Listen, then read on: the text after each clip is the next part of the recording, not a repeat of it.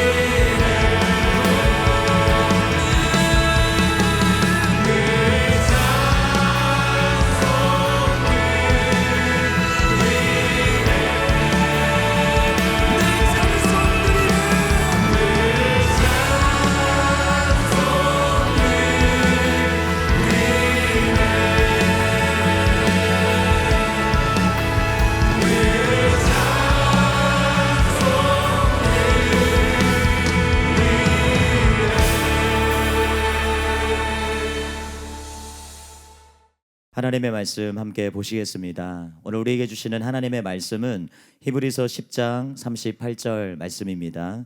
히브리서 10장 38절 말씀을 봉독하겠습니다. 나의 의인은 믿음으로 말미암아 살리라. 또한 뒤로 물러가면 내 마음이 그를 기뻐하지 아니하리라 하셨느니라. 아멘. 이제 담임 목사님께서 나오셔서 코로나19를 위해 하나님이 주신 엄중한 말씀, 이런 제목으로 하나님 말씀 선포해 주시겠습니다. 오늘 말씀의 제목은요, 코로나19를 위해 하나님이 주신 엄중한 말씀. 히브리서 10장에 대해서 설명을 할 때 하나님께서 이게 벌써 나한테는 몇 년 전에 주신 말씀이기 때문에 그 몇 년 전에 원고를 다 써놨던 거였기 때문에 그때 이게 코로나19를 위해서 주시는 말씀이다. 그래서 오늘하고 다음 주에 들을 말씀. 이게 내가 코로나19를 위해서 주시는 말씀이다. 코로나19 때문에 교회에 주는 경고다. 근데 그걸 내가 지금까지 설명을 할 수가 없었어요. 다른 설교들이 계속 밀려있기 때문에. 그래서 그냥 인위적으로 정한 게 아니라 코로나19를 위해서 하나님이 주신 엄중한 말씀, 이런 제목으로 오늘 말씀을 전하겠습니다. 히브리서 10장 38절은 신약성경에서 하박국 2장 4절을 마지막으로 인용한 것입니다. 그죠? 근데 필요에 의해서 39절까지 보겠습니다. 나의 의인은 믿음으로 말미암아 살리라. 또한 뒤로 물러가면 내 마음이 그를 기뻐하지 아니하리라 하셨느니라. 우리는 뒤로 물러가 멸망할 자가 아니요 오직 영혼을 구원함에 이르는 믿음을 가진 자니라. 이 구절은 하박국 2장 4절의 의미를 바르게 이해하는데 결정적으로 중요한 구절이에요. 사람들이 이 신칭의의 근거 구절인 하박국 2장 4절에 대해서 너무나 이 개신교에서 잘못 오해하는 이런 경향들이 많기 때문에, 그래서 여러분 이 구절이 굉장히 중요한 것이고요. 이 구절을 왜 여기서 인용했고 무슨 의미인지를 알아야 하박국 2장 4절에서 근거한 이 신칭의의 교리가 정확하게 어떤 교리인지를 우리가 파악할 수 있다는 거예요. 그래서 굉장히 중요한 구절이기 때문에 상세하게 여러분들에게 설명해 드리겠습니다. 오늘은 맛배기만 설명을 하겠는데요. 첫째로, 절대 뒤로 물러가지 말라. 38절 우리 읽었죠? 나의 의인은 믿음으로 말미암아 살리라. 또한 뒤로 물러가면 내 마음이 그를 기뻐하지 아니하리라 하셨느니라. 이렇게 말씀했어요. 이 구절의 의도는 명백합니다. 전에 믿은 것으로 만족하지 않다. 전에 믿은 것으로 안 된다. 전에 믿은 거, 지금까지 믿은 거, 이거로 안 된다. 끝까지 믿어야 된다. 토마스 슐라이너가 이렇게 말을 했어요. 구원하는 것은 끝까지 인내하는 믿음이지 한 번 하고 마는 결정이 아니다. 결심기도 한 번 따라했다고 이 사람이 구원받았으니까 반드시 천국 가고 이런 거 아니라는 것입니다. 끝까지 인내하는 믿음을 통해서 사람이 여러분 천국에 갈 수 있다는 것이. 이 구절을 설명한 것은 아니지만 로이드 존즈도 이렇게 말했어요. 믿음으로 말미암아 의롭다함을 받는 교리를 이용해서 모든 것이 영 단번에 잘 되었다고 소리치기만 하는 것보다 영혼에 있어서 더 큰 위험이 없다. 근데 그렇게 소리치는 목회자나 부흥사들이 너무 많잖아요. 그냥 결심기도만 따라하고 믿으면 다 끝난 것처럼, 이제는 완전히 천국 가는 것처럼. 그죠? 이것보다 영혼에 위험한 것이 없다. 실제로 여러분 위험한 것이에요. 굉장히 위험한 것이에요. 여러분에게 질문을 하나 하겠습니다. 하나님이 사람을 볼 때 무엇을 보실까요? 외모를 보지 않아요. 하나님이 사람을 볼 때 뭘 볼까요? 돈도 안 봐요. 하나님이 사람을 볼 때 뭘 볼까요? 믿음을 보십니다. 믿음. 믿습니까?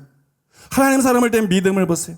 하나님이 사람을 볼 때 무엇을 의로 여기실까요? 믿음을 보시고 믿음을 의로 여기세요. 창세기 15장 6절에 보니까는 아브라함이 여호와를 믿으니 여호와께서 이를 그의 의로 여기시고, 이렇게 말씀하고 있어요.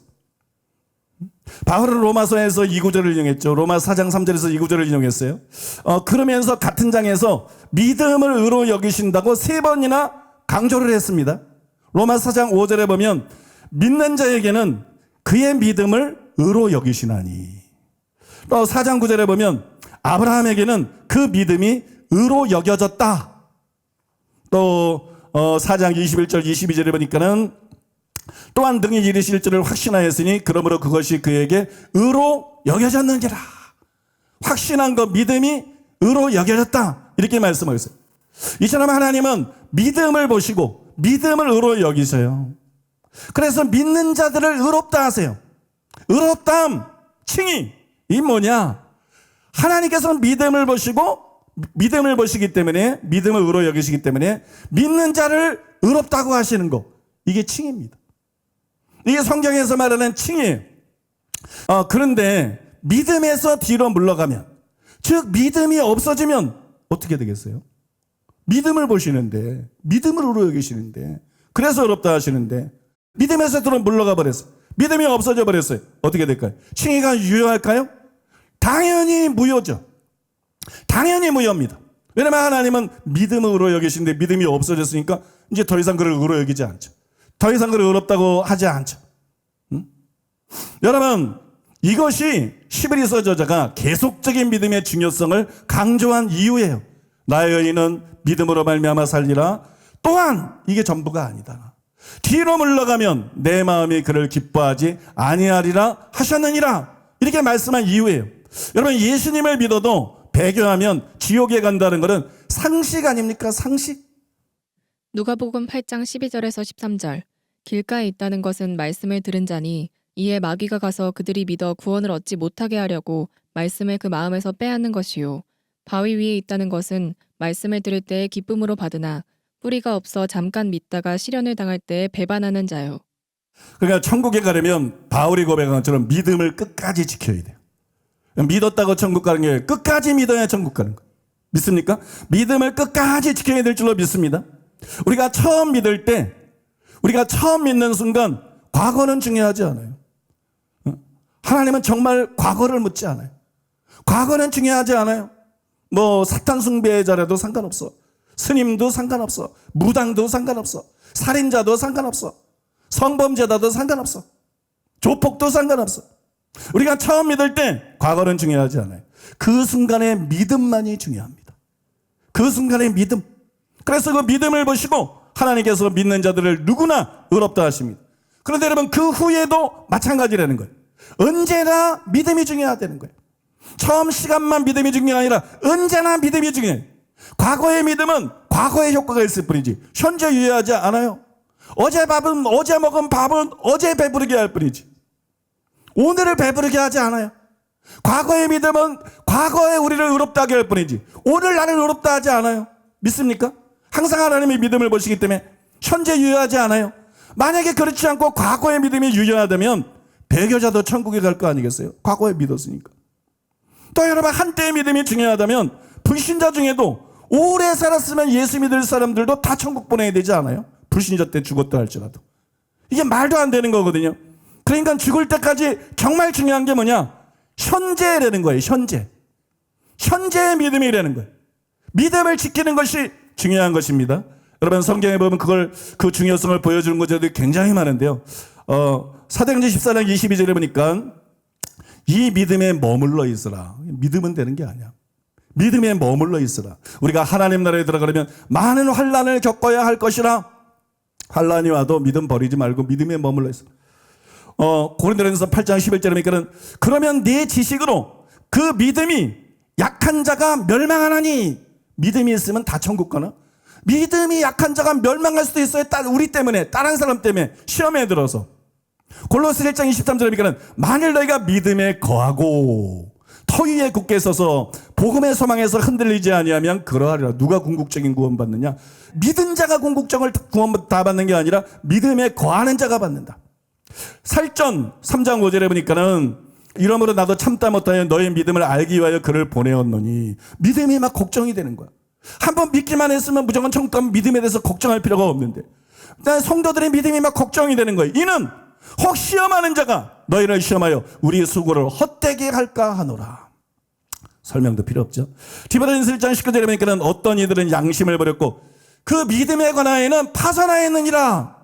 믿음이 없는데 어떻게 믿음이 파손돼? 믿음이 있었으니까 믿음이 파손되는 거예요. 디모데전서 2장 15절에 보니까 여자들에 대해서 뭐라냐면 믿음과 사랑과 거룩함에 거하면 구원을 얻으리라. 그러면 여러분, 디모데전서 4장 1절에 보니까 성령이 말씀하시기를 후일에 어떤 사람들이 믿음에서 떠나 그랬어요. 믿음에서 떠나. 디모데전서 5장 8절에 보니까는 자기 친족 가장 안 돌보는 사람을 믿음을 배반한 자요. 믿으니까 믿음을 배반할 수도 있는 거지. 믿음을 배반한 자요. 디모데전서 5장 15절에 보니까는 처음 믿음을 저버렸으므로 정죄를 받느니라. 정죄라는 것은 의롭다함의 반대거든요. 믿음으로 의롭다함 받는 건데 처음 믿음을 저버렸으니까 이제 믿음이 없어졌으니까 의롭다함의 반대인 정죄를 받는다. 믿습니까? 디모데전서 6장 21절에 보니까는 믿음에서 벗어났느니라. 또 디모데후서 2장 18절에 보니까 어떤 사람들의 믿음을 무너뜨리느니라. 무너뜨릴 수 있다는 거예요. 믿음 가진 사람 그 믿음이 무너질 수 있다는 거예요. 한 번 믿음이 영원한 믿음이 아니라는 거예요. 그다음에 계시록 2장 13절에 보니까 나를 믿는 믿음을 저버리지 아니하였도다. 칭찬하는 이유는 저버릴 수 있기 때문이죠. 계시록 14장 12절에 보니까 예수에 대한 믿음을 지키는 자니라. 이 믿음을 계속 지켜야 된다는 거예요. 제가 성경 구절을 찾은 거를 여러분들에게 좀 소개해드렸어요. 이처럼 성경은 잘 들으세요. 믿음을 배반하거나 믿음이 헛되게 되거나 믿음이 파산하거나 믿음을 떠나거나 믿음에서 벗어나거나 믿음이 무너지거나 믿음에서 뒤로 물러나거나 믿음을 저버리거나 믿음을 지키지 못할 수도 있다. 이렇게 말해요. 근데 칼빈은 한 번 구원 영원한 구원이래요. 근데 장로교는 한 번 구원 영원한 구원. 이게 성경 제대로 읽은 거 맞습니까? 믿음으로 구원받는데 믿음을 보시고 그 믿음은 의롭다 하시는데 믿음에서 뒤로 물러가면 멸망하는데 성경에 이렇게 그 믿음에서 무너질 수 있는 말씀들이 수없이 나오는데 여러분 성경을 불살라버리지 않는 한 어떻게 장로교가 저렇게 단체적으로 속을 수가 있나? 어떻게 신학자들이 저렇게 절대로 한 번 구원은 영원한 구원이 아닙니다. 여러분 구원받은 사람도 버림받을 수밖에 없는 것입니다. 100%입니다. 구원받은 사람들은 버림받을 수 있는 거예요. 칭의는 구원의 완성이 아니에요. 칭의는 구원의 시작입니다.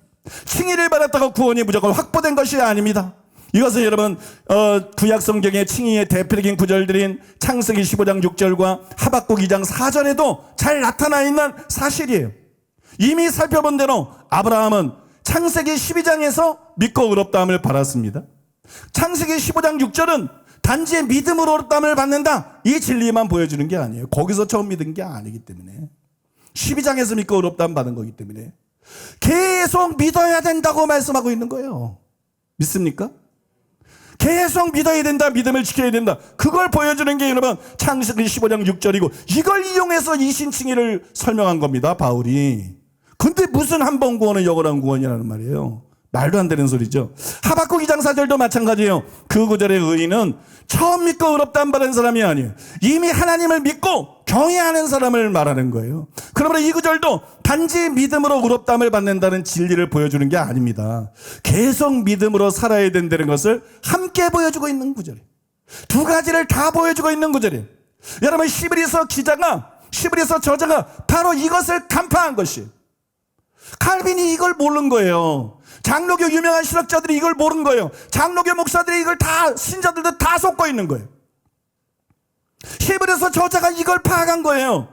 여기에 믿음으로 의롭다는 질 그것뿐이 아니구나. 끝까지 믿음으로 살아는 사람만이 궁극적으로 심판대에서 의롭다함 받는다는 것도 함께 여기에 포함이 되어 있는구나. 믿습니까? 그래서 이 구절을 히브리서 기자가 인용을 하면서 오늘날 목사나 신자들은 앵무새처럼 오직 믿음 이신칭의 믿음으로 의롭다함 받는다 이런 얘기만 하지 않고 여러분 그가 이렇게 쓴 것입니다. 38절에 보니까 나의 의인은 믿음으로 말미암아 살리라. 또한 뒤로 물러가면 내 마음이 그를 기뻐하지 아니하리라 하셨느니라 이렇게 쓴 거예요. 우리는 단지 믿을 뿐만이 아니라 계속 믿음으로 살아야 돼요. 믿음으로 사는 게 뭐냐? 예수님이 말씀한 그거예요. 항상 깨어 있어라. 독담이 아니야. 깨어있는 사람만 데려간다는 거야. 천국으로. 깨어있지 않은 사람은 버린다는 거야. 믿음을 지킨다는 게 뭐냐? 항상 깨어있어야 돼요. 어떤 사람은 의롭다함하고 깨어있으라는 말하고 이게 무슨 상관이 있습니까?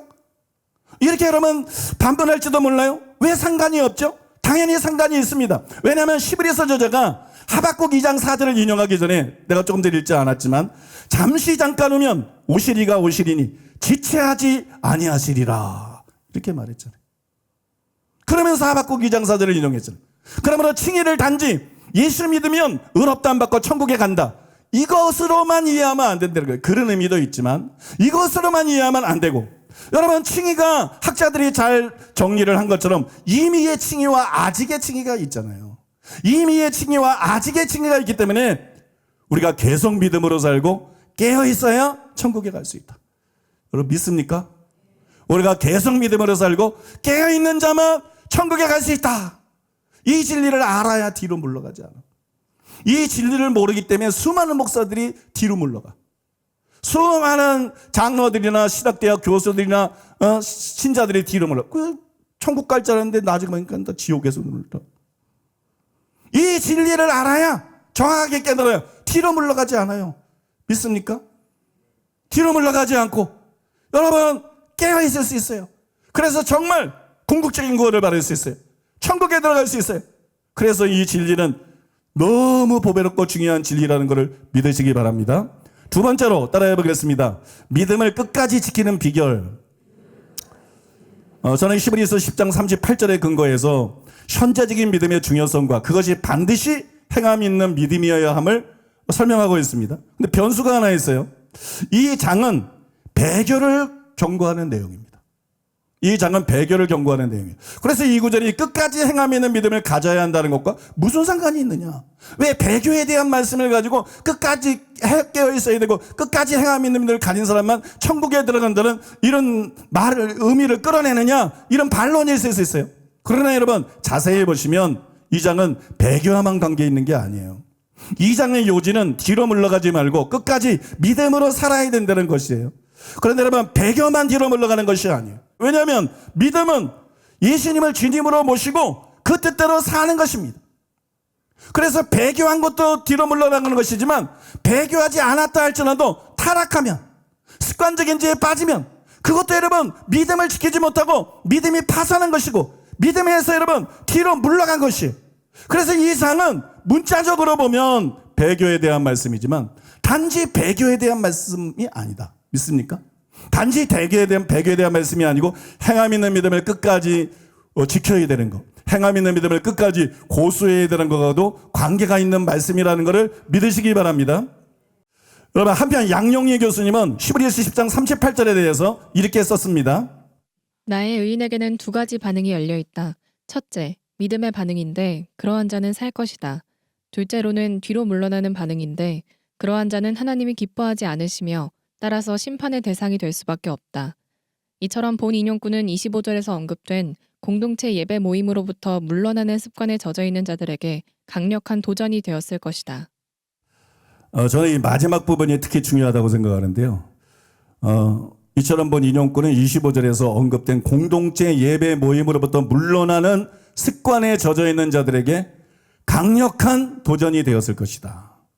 이 부분이 굉장히 중요하다고 생각합니다. 물론 그것뿐만 아니라 23절이나 25절에 있는 내용이 전부 모두 중요합니다.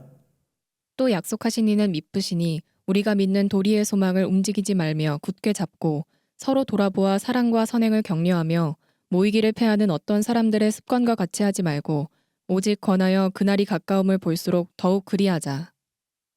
왜 이게 중요하냐면요. 이것이 뒤로 물러가지 않고 끝까지 믿음으로, 그것도 행함이 있는 믿음으로 살 수 있는 비결이기 때문이에요.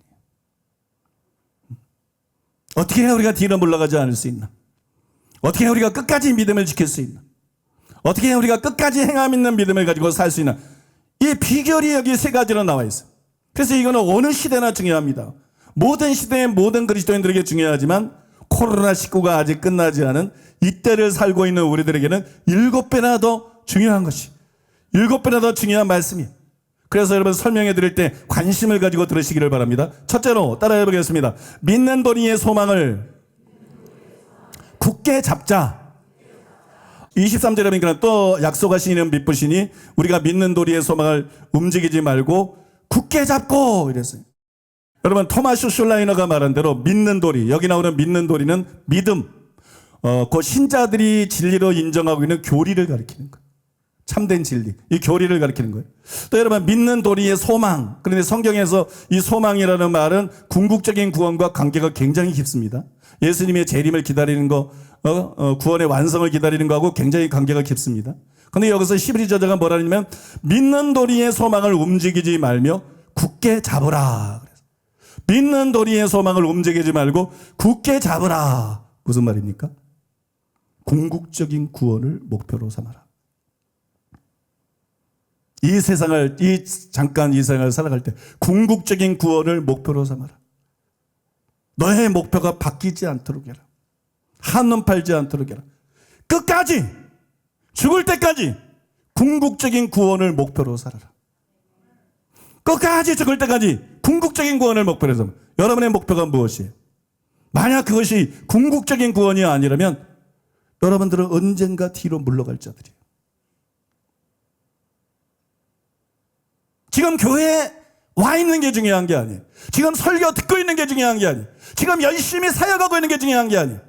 내 목표가 궁극적인 구원이 아니라면 언젠가 틈이 생깁니다. 내 목표가 궁극적인 구원이 아니라면 나그네가 본향을 향해서 가는 나그네로 신앙생활하는 게 아니라 언젠간 길을 잃어버립니다. 언젠가는 이탈합니다. 언젠가는 뒤로 물러갑니다. 여러분, 언젠가는 뒤로 물러가 멸망하는 자가 될 수밖에 없어요. 왜 사람들이 믿다가 그만둘까요? 굉장히 많아. 궁극적인 구원이 목표가 아니었기 때문이에요. 왜 사람들이 유혹에 넘어지고 죄에 빠집니까? 역시 여러분, 궁극적인 구원이 목표가 아니기 때문이에요. 베드로전서 1장 13절이나 17절에 보면 이렇게 기록되어 있습니다. 그러므로 너희 마음의 허리를 동이고 근신하여 예수 그리스도께서 나타나실 때에 너희에게 가져다 주실 은혜를 온전히 바랄지어다. 너희가 순종하는 자식처럼 전에 알지 못할 때에 따르던 너희 사욕을 본받지 말고 오직 너희를 부르신 거룩한 이처럼 너희도 모든 행실에 거룩한 자가 되라. 기록되었으되 내가 거룩하니 너희도 거룩할지어다 하셨느니라. 외모로 보시지 않고 각 사람의 행위대로 심판하시는 이를 너희가 아버지라 부른즉 너희가 나그네로 있을 때를 두려움으로 지내라. 그러므로 뒤로 물러가 멸망하지 않으려면 바울처럼 반드시 궁극적인 구원을 목표로 삼아야 돼요. 믿습니까? 여러분의 목표를 바꾸시기를 바랍니다. 성공이 아니에요, 여러분. 큰 사회 가는 것도 아니에요. 목사들도 너무 많은 목사들이 목표가 잘못되어 있어. 바울의 목표는 궁극적인 구원이에요. 자기 몸을 쳐서 복종시키. 열심히 복음 전합니다. 열심히 성경합니다. 열심히 가르칩니다. 열심히 성도들을 돌봅니다. 어찌하든지 간에 사람들을 구원하려고 합니다. 자기 영혼을 귀하게 여기지 않는 자가 다른 사람의 영혼을 귀하게 여기세요. 교회 선택은 절대적으로 중요합니다. 자기 영혼을 귀하게 여기지 않는 목사가 성도들의 영혼을 책임질 수 있겠어요? 소경이 소경이를 떠면 둘 다 구렁텅이에 빠지는 것이에요.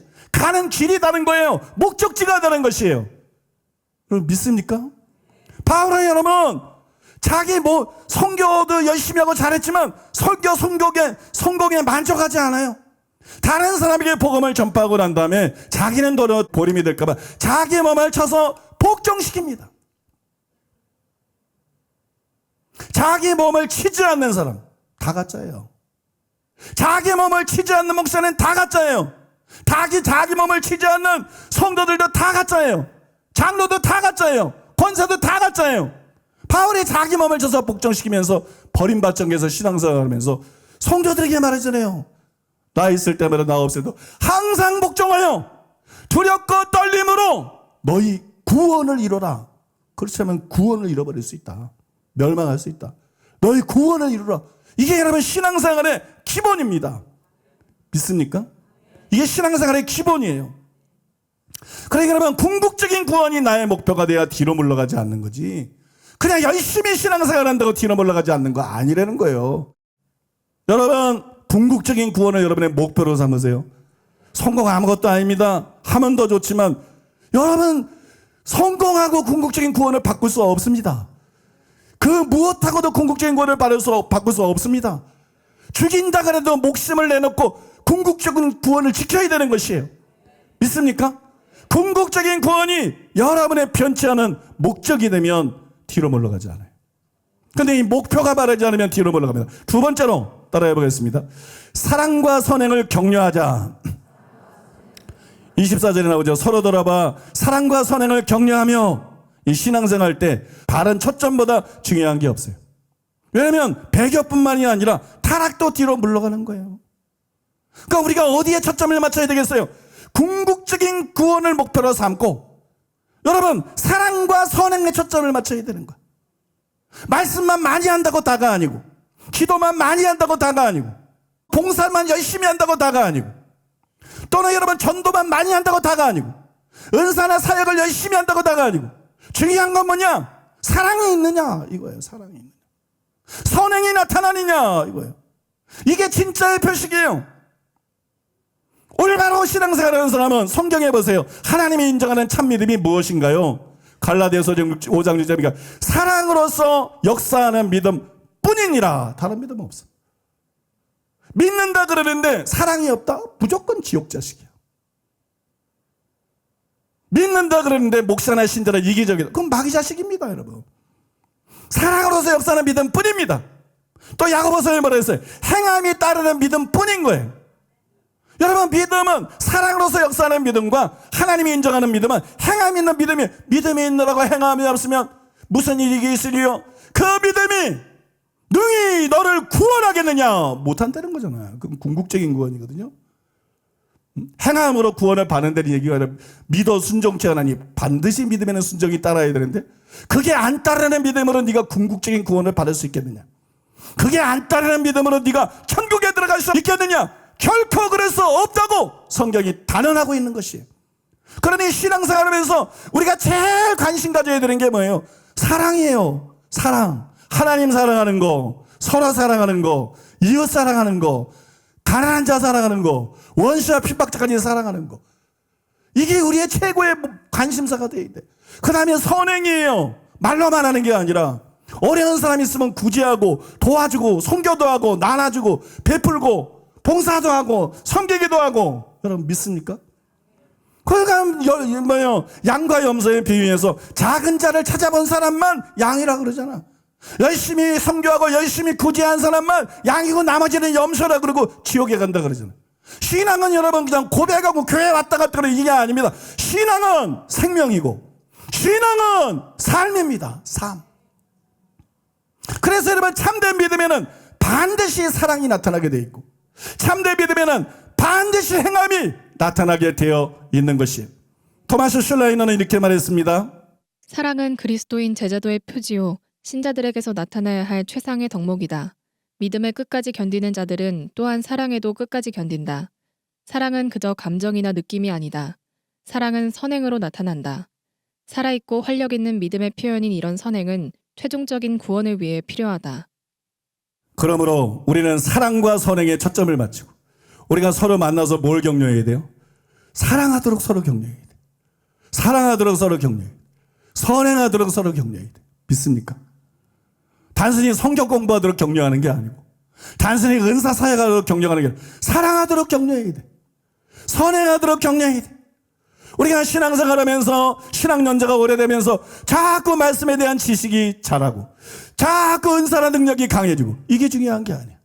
정말로 중요한 것은 신앙생활하면서 점점 사랑이 자라야 돼.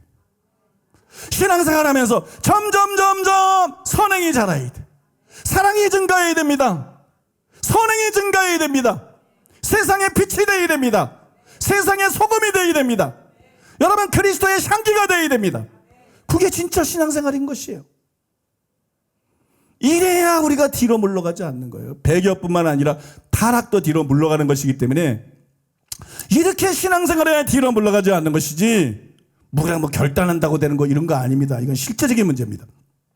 여러분 사랑과 선행을 격려하고 사랑과 선행이 끊임없이 증가하는 저와 여러분 되기를 바랍니다. 마지막 세 번째로 따라해 보겠습니다. 더욱 모이는 일에 열심을 내자. 25절에 이렇게 되어 있습니다. 모이기를 패하는 어떤 사람들의 습관과 같이 하지 말고 오직 권하여 그날이 가까움을 볼수록 더욱 그리하자. 믿음이 어디서 나오죠? 믿음이 하늘에서 떨어지나요? 로마서 10장 17절에 바울이 말하지. 믿음은 들음에서 나며. 믿음은 들음에서 납니다. 그래서 열심히 모여서 말씀을 들어야 되는 거예요. 집에서도 들을 수 있어요? 집중 잘 되나요? 응? 여러분 열심히 모여서 말씀을 듣는 자가 돼야 돼. 열심히 모여서 말씀을 통해야 거기서 믿음이 생기고 거기서 믿음이 자라고 거기서 믿음이 강해지고 이 믿음이 없어지지 않는 거예요. 모이는 일을 등한히 하게 되면 믿음이 점점 약해지는 거예요. 믿음이 점점 사라지는 거예요. 모이는 일을 등한히 하게 되면 여러분 믿음이 점점 죽어가는 거예요. 생명을 잃고 말라비틀어지고 죽어가는 거예요. 예배에 참석하지 않는 거, 들쑥날쑥한 거, 이게 얼마나 위험한 것인지 모른다는 거예요. 자기 영혼에 얼마나 큰 위협인지 모른다는 거예요. 도널드 거스니는 매우 중요한 이런 말을 했습니다. 신약 성경을 홀로 떨어져 사는 그리스도인이라는 개념을 지지하지 않는다. 다른 신자들과 나누는 친밀하고 정기적인 교제는 기독교 가치를 권하기 위해 절대적으로 필요한 것이다. 모이는 것은 절대적으로 필요한 거예요.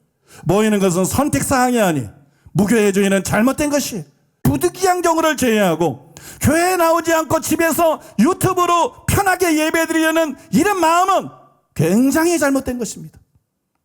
그건 굉장히 잘못된 것이고 그건 여러분 자기 영혼에 굉장히 위험한 것이 로이드 존즈는 코로나19로 인해서 모이는 것에 대한 열심히 잃어버린 오늘날의 성도들에게 꼭 필요한 이런 말을 해서요. 집에 앉아서 TV나 인터넷으로 설교를 들을 수 있는데 어째서 차를 끌어내서 교통 혼잡과 많은 불편을 겪어야 하는가?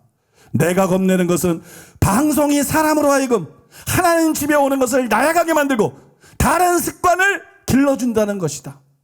정말 이 시대에 딱 맞는 말 아닌가? 성경에 보면 광야에 나가서 예배를 드려야 될 이스라엘 백성들에게 바로가 이렇게 말했어요. 출애굽기 8장 25절에 보니까 바로가 이르되 너희는 가서 이 땅에서 광야까지 가지 말고 이 땅에서 너희 하나님께 제사를 드려라. 여러분 마귀가 오늘날도 똑같이 저와 여러분들에게 말하는 거예요. 마귀가 오늘날도 똑같이 저와 여러분들에게 속삭입니다. 굳이 예배드리기 위해서 멀리 교회까지 갈 필요가 있느냐? 그냥 집에서 편안하게 유튜브로 예배드리면 얼마나 좋느냐? 그렇게 하라고 속삭이는 거예요. 그러나 빌 잔스 목사님은 방금 인용한 출애굽기 8장 25절에 대해서 이렇게 말했습니다. 편리함과 예배는 함께 공존할 수 없다. 예배드리러 가는 것 자체가 일종의 희생이며 예배는 희생을 요구하기 때문이다. 마귀는 희생하지 않는 자들을 크게 신경 쓰지 않는다. 우리는 헌신이 얼마나 강력한 것인지를 잘 안다. 따라서 원수는 우리가 헌신하지 못하도록 할 수만 있다면 무슨 짓이든지 하려 할 것이다.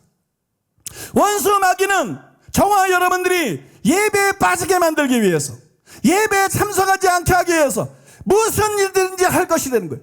왜 무슨 일들이 아니냐? 우리를 미워하기 때문에, 우리를 증오하기 때문에, 우리를 시기하기 때문에, 우리를 지옥으로 끌고 가기를 원하기 때문에, 지옥에 끌고 가서 조롱하고 고문하기를 원하기 때문에, 영원히 비웃기를 원하기 때문에. 여러분 교회 안 나오는 것을 당연하게 생각하지 마세요. 오늘 교회 안 나고 집에서 이 설교 방송 듣는 사람들은 두려워하세요. 하나님을 두려워하세요. 마귀의 전략에 넘어간 것이. 회개하시고 다음 주부터 즉각 예배에 나오세요. 즉각 원대 복귀하라. 또 여러분 강력한 하나님의 종인 리처드 시그먼드 목사님은 히브리서 10장 25절에서 이렇게 말했습니다. 이 구절은 우리가 모이는 것을 피하지 말라고 말씀한다. 그리고 주님의 재림하신 날이 가까움을 볼수록 더욱 많이 모이라고 말씀한다. 많은 수에는 힘이 있다. 여러분이 한 자리에 모여서 하나님을 찾을 때 더 큰 기름 부음이 있게 되고 기도하기가 더 쉬워진다. 나는 이 교훈을 얻었다. 많은 집회를 인도한 분이거든. 죽은 자를 20여 명을 살리고 수많은 것을 일으키고 많은 대형 집회를 인도한 분이.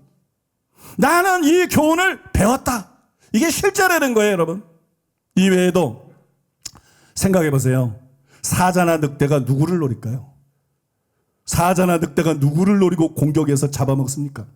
어린 새끼, 다치거나 병든 동물, 당연히 잡아먹습니다.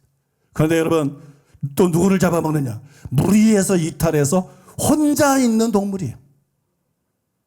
보세요, 여러분. 새들도 떼를 지어서 날아다닙니다, 보통. 바다의 물고기들도 힘이 없는 것일수록 다 떼를 지어서. 그래야 안전합니다. 저 세렝게티라 그러나 아프리카에도, 그죠? 초식 동물들 보면 떼를 지어서 먼지를 키면서 그게 안전한, 같이 있어야 안전한 거예요. 같이 있어야 표적이 안 돼요. 그 원칙이 보여주는 거예요. 여기 띠잖아요. 이 사람 때, 이 옷을 이렇게 모여서, 이 성도들이 모여서 이렇게 때로 있어야 안전한 것이에요. 믿습니까? 때로 있어서 말씀 듣고, 때로 있어서 서로 격려하고, 때로 있어서 도전받고, 은혜 받아야, 그래야 말씀한, 그래야 안전한 거예요. 초식동물이 여러분 무리에서 떨어져 나가면 육식동물의 표적이 되고, 잔인하게 물어뜯기고 잡아먹히죠. 영적인 현실도 똑같다는 말씀입니다. 영적인 현실도 조금 더 다르지 않아요. 내가 교회에 빠지는 게 당연한 게 아니에요. 사소한 문제가 아닙니다. 내가 교회에 빠질 때 울부짖는 사자같이 삼키를 찾고 있는 원수 마귀가, 영적인 사자가 양인 우리들을 잡아먹으려고 그 사람을 노리고, 기회를 노리고 있는 것이에요. 또 뱀같이 교활한 원수 마귀가 한번, 이번엔 부득이 한번 빠져야지 그러지만 또 일을 만들고 또 사건을 만들고 또 생각을 미혹시켜서 한 주도 빠지다 보면은요, 점점점 마음이 둔해지고요, 나중에는 교회 안 다니면서도 아무 문제 없이 살고, 그러다가 편안히 지옥 가서 지옥에서 이를 갈고 영원히 후회하는 거예요. 지옥에서 이를 가면서 뒹굴으면서 영원히 자신의 어리석음을 저주하고, 자기 잘못인데 하나님을 저주하고, 원수 마귀와 귀신들에게 고문당하며, 마귀는 진짜 고문 전문가거든. 마귀는 정말 고문에서 즐거움을 느끼는 자거든. 거기는 버려진 곳이에요. 아무도 말려줄 사람이 없어요. 아무도 제동 거는 사람이 없어요. 거기는 하나님의 나라가 아닙니다. 하나님이 다스리는 나라는 천국이죠. 거기는 버려진 자들이 가는 곳입니다. 이게 여러분, 예배 한번 빠지는 것에서부터 시작 안 되는 것이에요. 편안하게 집에서 유튜브로 예배드리지, 편안하게 집에서 인터넷으로 예배드리지, 이게 여러분을 뒤로 물러가게 하는 첫걸음이고, 이것이 여러분을 배교로 인도하는 첫걸음이고, 이것이 여러분들을 믿음을 무너지게 만드는 첫걸음이라는 거예요. 지옥으로 가는 첫걸음이라는 거예요. 나는 여러분 수년 전 하나님께서 칭의에 대해서 근본적으로 다시 정립하고 보여주는 확실한 설교를 만들어라. 약 2년이나 3년 전에 제가 원고를 다 썼어요. 그 원고를 쓸 때 하나님의 성령께서 저에게 강력하게 말씀했어요. 특히 히브리서 10장 38절, 이걸 통해서 25절을 설명할 때 하나님의 성령께서 강력하게 말씀했어요. 이거는 경고다. 이거는 교회에 주시는 경고다. 이거는 교인들에게 주는 경고다. 코로나19 때문에 얼마나 게을러졌는가. 영원구원의 가치가 코로나 때문에 하찮은 게 돼요? 코로나 때문에 지옥이 안 무섭습니까? 여러분, 코로나 때문에 얼마나 사람들이 게을러졌는가. 코로나 때문에 좋은 성도들이 얼마나 나태해졌는가. 코로나 때문에 얼마나 많은 성도들이 이미 뒤로 물러가서 멸망했어요. 대한민국의 모든 교회들이 거의 대부분 몇십 프로씩 줄어들었어요. 절반 이상 줄어든 게, 3분의 1 줄어든 게, 우리는 그래도 남편이야. 우리 교회도 그래도 남편인데도 15% 이상 줄어들었어요. 15% 이상이 날아갔어요. 마귀가 다 채갔어요. 그대로 죽으면 지옥이에요. 영원한 멸망이에요.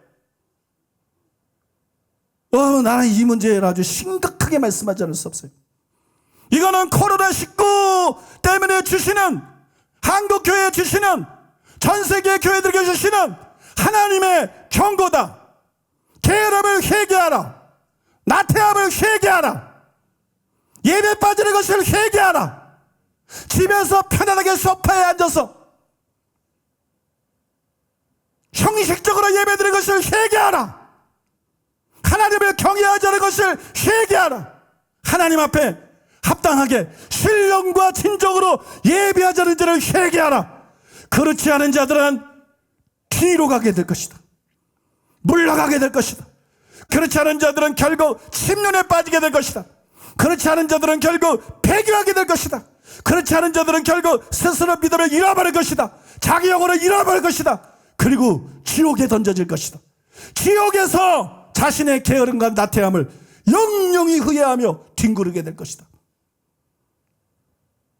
이게 하나님이 주시는 말씀입니다. 이게 하나님이 주시는 경고입니다. 믿습니까? 그러면 여러분 오늘 이 말씀 기억하고 여러분부터 회개하시고 여러분도 회개하시고 모이는 데에 열심을 내시고 모이는 데 절대 타협하지 마시고 가족들 중에 그런 분들이 있으면 가족들을 또 권면하시고 책망하시고 권하시고 깨우시고 가족들을 위해서 기도하시고 믿습니까? 열심히 모이는 여러분 되시기 바랍니다. 궁극적인 구원을 목표로 삼고 선행과 사랑의 증거에 초점을 맞추며 열심히 모여서 말씀 듣고 기도하고 성령 충만받아서 육신의 정령 안목이는 이 세상 능히 다기고 세상 이기는 자가 되어서 이기는 자가 들어가는 그날에 반드시 들어가는 복된 여러분 되기를 예수님의 이름으로 축복합니다.